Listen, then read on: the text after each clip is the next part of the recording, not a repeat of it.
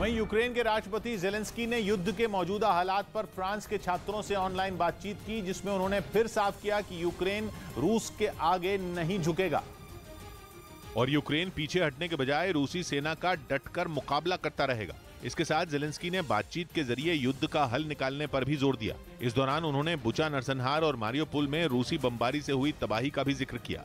Ukraine का आरोप है कि इन दो इलाकों में आम लोगों की बेरहमी से हत्या कर दी गई थी। यहाँ तक कि मासूम बच्चों और महिलाओं को भी नहीं बख्शा गया। नहीं, जेलेंस्की ने यह भी माना कि यूक्रेन के कई इलाकों पर पुतिन की सेना का कब्जा हो गया, जबकि जंग के दौरान कई जगहों पर रूस की फौज को मुंह की भी खानी पड़ी। उन्होंने कहा कि अब युद्ध तभी खत्म होगा जब उन्हें वो सब मिल जाएगा जो उनका है। मतलब ये कि युद्ध अभी लंबा चल सकता है, क्योंकि रूस का फोकस अब बातचीत पर नहीं बल्कि पूर्वी यूक्रेन पर है, जहां उसकी सेना बमों और मिसाइलों से ताबड़तोड़ हमले कर रही है ताकि जेलेंस्की झुकने पर मजबूर हो जाए। इस बीच मारियोपोल के अज़ोवस्ताल में फंसी यूक्रेन की सेना के कमांडर ने इलॉन मस्क से अपील की कि वो उनके लोगों को बचा लें।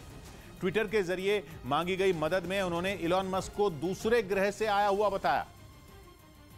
और यूक्रेन की सेना के कमांडर के मुताबिक इलॉन मस्क धरती पर असंभव को भी संभव करके दिखाने आए हैं। यही वजह है कि उन्होंने मस्क से मारियोपोल के लोगों को बचा लेने की अपील की। यूक्रेन के कमांडर ने इलॉन मस्क से गुहार लगाई कि वो अज़ोवस्ताल स्टील प्लांट में फंसे लोगों को निकालने में मदद करें। वही अज़ोवस्ताल स्टील प्लांट जहां अब भी भीषण जंग छिड़ी हुई है। करीब 1 महीने से रूस की सेना ने स्टील प्लांट को घेर रखा है। वहां बम बरसाए जा रहे हैं, मिसाइलें दागी जा रही हैं। अज़ोवस्ताल का ज्यादातर हिस्सा खंडहर में तब्दील हो चुका है। अज़ोवस्ताल स्टील प्लांट ही मारियोपोल का वो आखिरी हिस्सा है जहां रूसी सेना अब तक कब्जा कर पाने में कामयाब नहीं हो पाई है। और इसकी वजह यूक्रेन के वो सैनिक हैं जो स्टील प्लांट के अंदर छिपकर रूसी सेना से मुकाबला कर रहे हैं। लेकिन जैसे जैसे दिन बीतते जा रहे हैं, यूक्रेन के सैनिकों की मुश्किलें भी बढ़ती जा रही हैं। बताया गया कि रूस के सैनिकों से टक्कर ले रहे यूक्रेन के सैनिकों के पास धीरे धीरे खाना और पीने का पानी खत्म हो रहा है। यही वजह है कि उनके कमांडर को इलॉन मस्क से मदद की अपील करनी पड़ी, ताकि अज़ोवस्ताल में फंसे हुए सैनिकों को सुरक्षित निकालकर कहीं और ले जाया जा सके।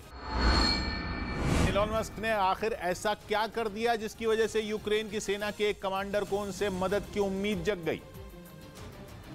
तो इसके पीछे की वजह है मस्क से जुड़ी वो खबरें जिन्होंने रूस तक को परेशान करके रख दिया। और इन्हीं खबरों ने इलॉन मस्क को यूक्रेन के एक बड़े मददगार के तौर पर पेश किया। एक ऐसा शख्स जो आसमान से सैटेलाइट के जरिए मदद पहुंचाता है। और मस्क पर यह आरोप रूस ने लगाया कि वो अपनी सैटेलाइट की मदद से यूक्रेन की सेना को जानकारियां मुहैया करा रहे हैं, वो जानकारियां जो रूस की सेना के लिए घातक साबित हो रही हैं। रूस के जंगी जहाज मॉस्कवा के डूबने में भी मस्क के सैटेलाइट की भूमिका होने की खबरें सामने आई थी।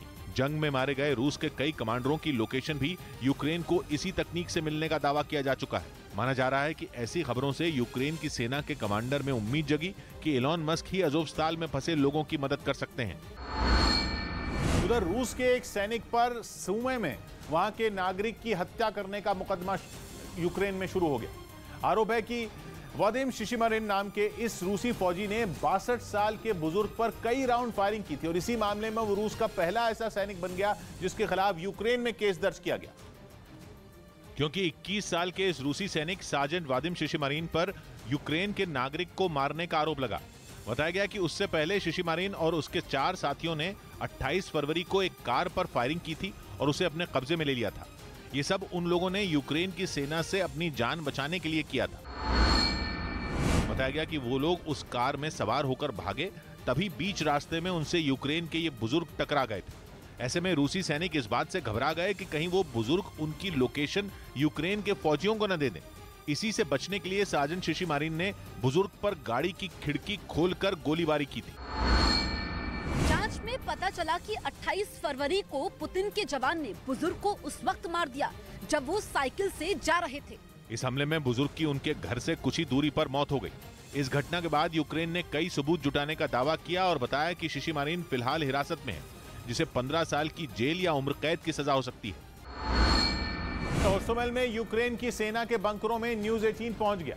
ये बंकर जंग में यूक्रेन के लिए खास अहमियत रखते हैं, क्योंकि इन्हीं बंकरों में छिपकर यूक्रेन के सैनिकों ने पुतिन की फौज को कीव से पीछे धकेला, वहीं से उसे खदेड़ डाला और अपनी राजधानी में घुसने तक नहीं दिया। बताया जा रहा है कि मोश्चुन गांव के जिन जंगलों में न्यूज 18 पहुंचा, वहां कदम कदम पर खतरा था, जो वहां अब भी बरकरार है। दोनों देशों की सेनाओं ने वहां लैंडमाइन बिछा दी थी, जिन्हें डिफ्यूज करने का काम जारी है। पर यूक्रेन के सैनिक रहते थे और ये डब्बे यहाँ पर पड़े हुए हैं। इन जंगलों में यूक्रेन के सैनिकों ने जगह जगह बंकर बनाए थे, जहां छिपकर वो रूस की फौज को चकमा दे रहे थे। वो वहीं सो रहे थे, वहीं खाते पीते थे और पूरे जोश से दुश्मन का मुकाबला भी करते थे। हालांकि इस लड़ाई में इन जंगलों को काफी नुकसान पहुंचा। धमाकों के बाद आग लगने से कई पेड़ जल गए और जमीन भी कई जगह पर बंजर हो गई।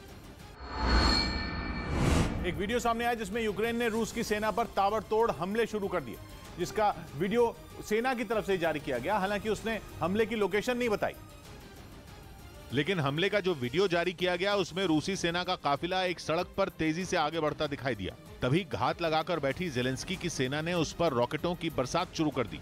जैसे ही दागे गए रॉकेट रूसी सेना के काफिले के पास फटने शुरू हुए, वहां से उठ रहा धूल और धुएं का गुबार पूरे इलाके में फैलता दिखा और काफिले में शामिल जिन गाड़ियों पर रॉकेट गिरे उनके तो परखचे उड़ गए। यूक्रेन ने इस हमले में रूसी सेना के काफिले को भारी नुकसान पहुंचाने का दावा किया।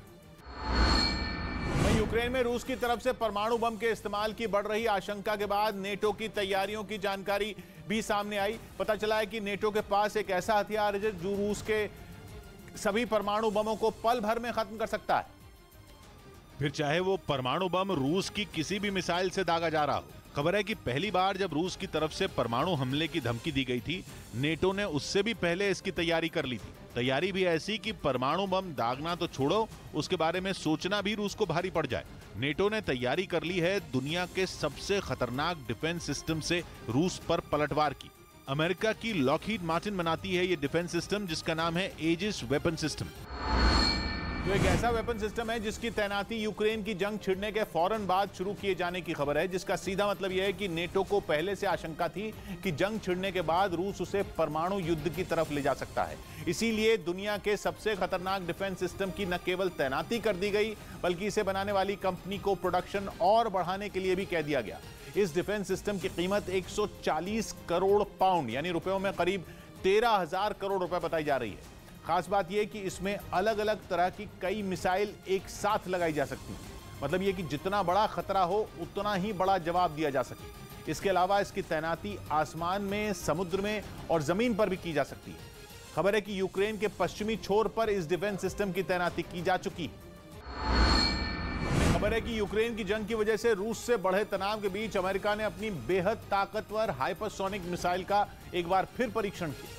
बताया गया कि इस हाइपरसोनिक मिसाइल को अमेरिका की हथियार बनाने वाली कंपनी लॉकहीड मार्टिन ने बनाया, जिसे अमेरिका ने hypersonic air breathing weapon concept का नाम दिया। और इस हाइपरसोनिक मिसाइल का परीक्षण करके अमेरिका ने रूस और चीन दोनों को एक साथ अपने तेवर दिखा दिए। कहा जाता है कि रूस और चीन के पास पहले से ही हाइपरसोनिक मिसाइलें हैं, जबकि अमेरिका ने अब तक सिर्फ इसका दूसरी बार परीक्षण ही किया है। लेकिन माना जा रहा है कि इस देरी की वजह है दुनिया की बेहतरीन और घातक हाइपरसोनिक मिसाइल को तैयार करना, जिसके लिए अमेरिका ने इस हाइपरसोनिक मिसाइल में